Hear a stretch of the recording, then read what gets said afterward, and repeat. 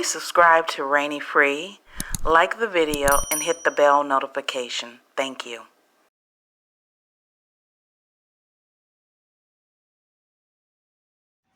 Boy, nothing says America more than the harassment of Black people. First, we have the New York Magazine that did a hit piece on Kyrie Irving. Did they say or uncover anything? No, they basically call them weirdos and all kinds of names throughout the entire article. I'm not going to bother to read it, but it's posted on Twitter. You can go to the New York Magazine, but it's insulting. And to call him a weirdo doesn't even represent journalism. Secondly, we have Brett Favre threatening and having his attorney send a letter to a Black bishop for him to stop talking about the fact that Brett is the welfare queen of Mississippi by stealing welfare funds. The only thing the bishop has been doing is posting the repost of the mainstream media information on his Twitter. And now Brett Favre has decided to have his attorney to send this bishop a letter for him to stop reposting on Twitter. Make this make sense.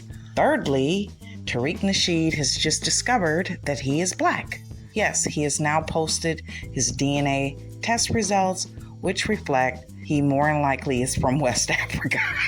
I don't know if he's getting ready to start a new grift, whatever. I don't even give a damn because he's ridiculous, utterly ridiculous. Thirdly, and most importantly, and this is where we're going to keep most of our focus, the Mallery family, which is in El Paso County of Colorado, who are ranchers, farmers. They own almost 700 acres of land.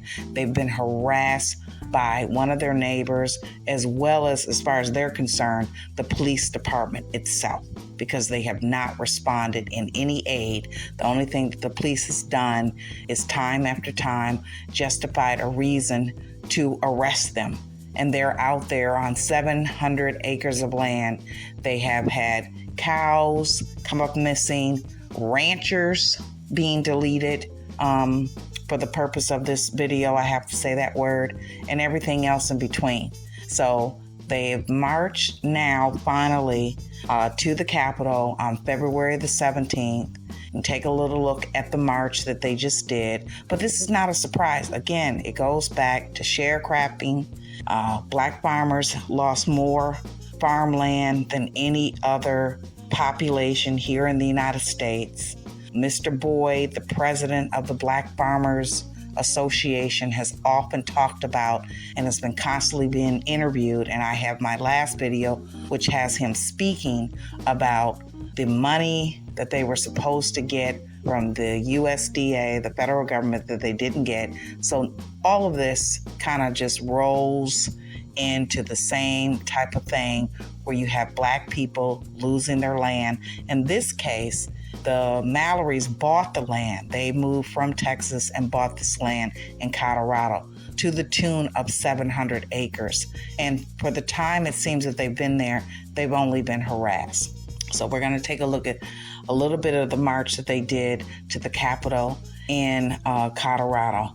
And lastly, at last, but definitely not least, once again, your boy, your president, not mine, Joe Biden, managed to call another Black man a boy. This time around, he did it to the first Black governor of Maryland. Take a listen. Thanks. You got a hell of a new governor in Westmore, I tell you.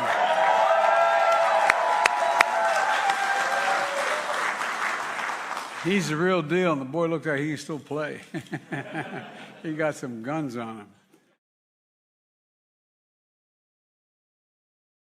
Black ranchers in rural El Paso County say their cries for help and allegations of racism have been largely ignored by the sheriff's office for years. And you've likely heard some of the Mallery story, which has been shared thousands of times on social media now. Those viral posts have led to national scrutiny over how the El Paso County Sheriff's Office has handled more than 2 years of disputes between the couple and their neighbors. Now they're speaking exclusively to Denver 7 on camera together for the first time. And Denver 7's Micah Smith has tonight's exclusive that now has El Paso County deputies defending their actions. Farming while Black in America. Farming while Black black in America. The voice you hear is Nicole Mallery's, and the person being arrested is her husband, Courtney C.W. Mallery. The Mallerys are black ranchers in rural El Paso County and say this moment is the culmination of years of blatant racism by communities of this easement road. And it's this road that has been center stage for many of their interactions. Like CW and Nicole walking between the properties with their hands up, yelling, "Hands up, don't shoot." The affidavit mentioned a 19-page log that the neighbor maintained was supporting video and photos of each interaction she considered to be stalking. But when it came time for the investigation, it wasn't her cameras pointed at them, but the Mallery's cameras pointed toward her property that deputies confiscated. With the affidavit in hand, we went to the Mallery's ranch. It was a windy day, so we met inside our news car. After talking for nearly an hour, the Mallerys finally agreed to do their first sit-down interview with me. You remove the only support that I have and the only other eyes I have to try to catch what's going on around me. CW said the sheriff's office is using video caught on fire. We had a chicken coop set ablaze. I asked the Mallerys what the sheriff's office did in response. Nothing.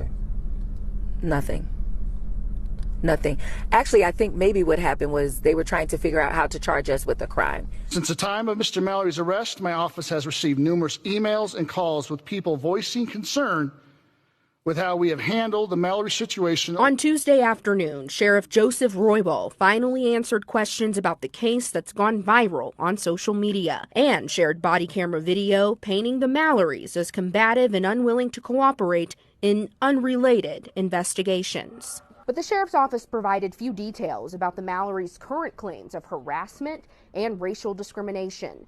The one concrete update was the decision by the sheriff to review 24 prior cases. In the end, they reopened 2, one of which involves the Mallerys as the victims. Paso County Sheriff's Office's failure to respond. A lot of their pets, pets have been poisoned and killed.